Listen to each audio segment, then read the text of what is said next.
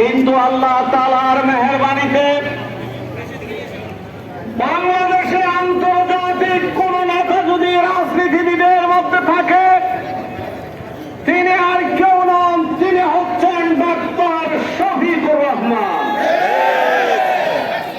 আপনারা জানেন হুদায়বিয়ার সন্ধির পরে আবু সুফিয়ান গিয়েছিল সিরিয়ায় বাণিজ্য করতে, আর মুহাম্মদ সাল্লাল্লাহু আলাইহি ওয়াসাল্লাম এবং তার সাথীরা এই সুযোগকে কাজে লাগিয়েছিল ইসলামকে গোটা দুনিয়াব্যাপী প্রতিষ্ঠিত করতে।